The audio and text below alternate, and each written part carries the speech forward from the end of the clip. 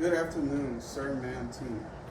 I'm First Lieutenant Lomax. I will be briefing with Lieutenant Ardilla and Lieutenant Benable, and we will be discussing the mission command principles for the Vietnam War on the Battle of Hamburger Hill. Next slide.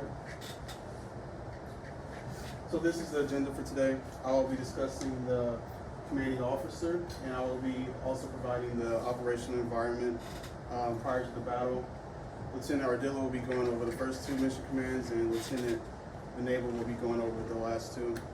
And then I will have the outcome of the battle, and I will conclude. Next slide. So this is the commander for the battalion that assaulted Hamburger Hill. I didn't find much information on him, but he commissioned as an infantry officer through ROTC. Next slide. Operation environment prior to the battle. So the hill was originally referred to as Hill 937 due to the map. It was 937 meters, so that's what they called it. But eventually soldiers, due to the carnage that occurred on the hill, coined it Hamburger Hill because of it symbolized it to ground hamburger meat because there was so much carnage on the hill. The larger operation was Operation Apache Snow, and this battle was the second part of a three-phase operation to destroy the People's Army of Vietnam army within the Valley of Vietnam. So the PAVN forces, the enemy forces, moved 3 regiments into the valley in order to compensate for the losses that occurred in a previous operation. U.S. forces planned to assault into the valley in search of troops and supplies. So the objective was to destroy the enemy within the valley and to destroy their supply lines. And leadership knew they would encounter heavy resistance, but they weren't sure where the disposition or the strength of the enemy forces were. Commanders were forced to generate their own intelligence due to the terrain and the vegetation within the valley. Traditional intelligence sources weren't reliable, so they had to send out recons with soldiers to get as much intel as possible. And the U.S. forces intended to engage the enemy force prior to exfil to Laos, so this was in case the enemy decided to exfil the valley. We wanted to destroy them before they did that. And the enemy force was determined to defend the valley instead of actually exfilling. Pending any questions, I will be followed by Lieutenant Ardilla with the first mission command principle. Sir, man, team, Lieutenant Ardilla. I'll be covering the first 5 days of the conflict, as well as going over their 2 command principles that we're going to highlight. So, to start off, 10 May, 1,800 soldiers from the 101st Airborne Division, as well as 2 battalions from the Army of Republic of Vietnam, landed on Shaw Valley, which was the base of Hamburger Hill, where they were trying to assault the objective. Moving to 11 May, 3rd Battalion, 187 Infantry, had their initial advance halted due to a command post being hit by friendly fire. This resulted in killing 2 as well as wounding 25 soldiers. And then from 12 to 13 May, those same troops were repositioned for a follow-on attack that's going to happen later on.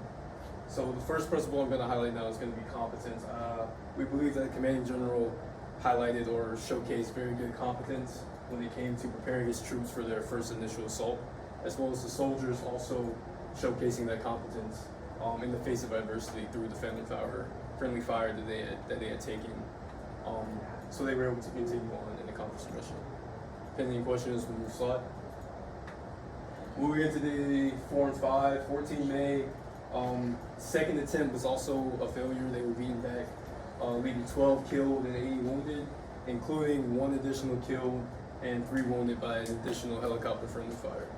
And then 15 May, another friendly fire hit a command post, killing 1 and injuring and wounding 37 soldiers.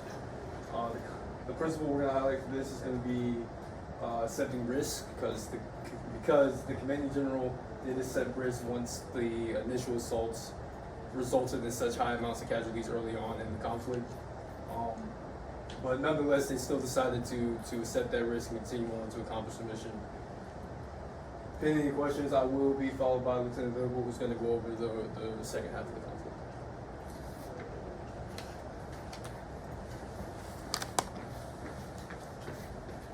Good morning, I am Lieutenant Venable. I will be going over day 6 through 10 and the 3rd and 4th principle.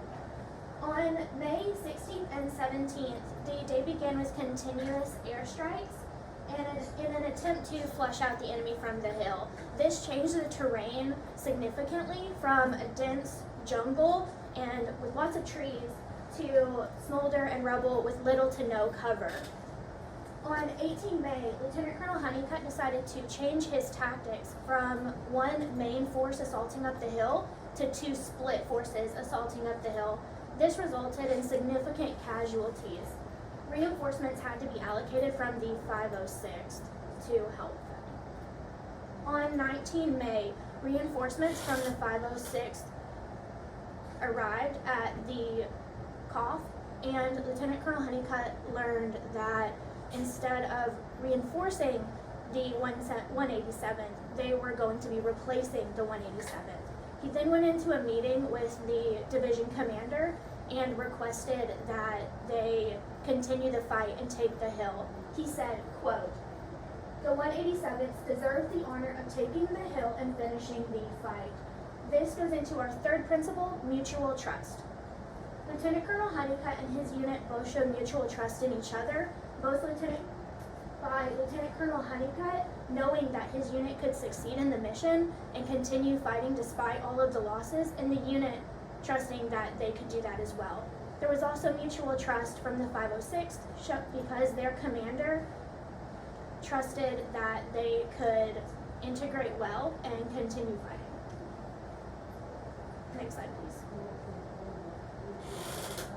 On 20th of May, the last day of the assault, the day began with 2 hours of airstrikes and artillery, followed by a 75-meter dash up the hill with no contact. After those 75 meters, they were pinned down by enemy fire, and a lone specialist grabbed a weapon and continued moving forward, followed by the rest of the unit. Lieutenant Colonel Honeycutt played a role in instilling disciplined initiative in his unit despite not being on the battlefield in person. Disciplined initiative means that your subordinates are more willing to exercise initiative without your direct guidance. All soldiers move forward with little concern to their own well-being. Pending any further questions, I will be followed by Lieutenant Miller. For the outcome of the battle, we were able to occupy the hill. However, leadership estimated that it would take hours to occupy. Before the operation began, it took 10 days. U.S. forces accumulated 72 fatalities while occurring 370 total casualties. The enemy forces estimated 630 fatalities. So all in all, we secured the hill. However, we had to withdraw because the hill did not offer any significance for us to continue the Operation Apache Snow. So we abandoned the hill, and this caused controversy within the media because we risked U.S. soldiers' lives in order to secure this hill. However, we ultimately abandoned it. But the military leadership maintained that we were not, the objective was not to actually secure the hill, but it was to destroy the enemy that was inhabited on the hill. And U.S. forces eventually decided, they took a step back, and instead of putting U.S. soldiers on the line, we put Vietnamese soldiers on the line instead and began to withdraw. In conclusion, we discussed the commanding officer for the operation and operation environment prior to the battle, 4 mission command principles, and the outcome of the battle. Any questions, this concludes our presentation.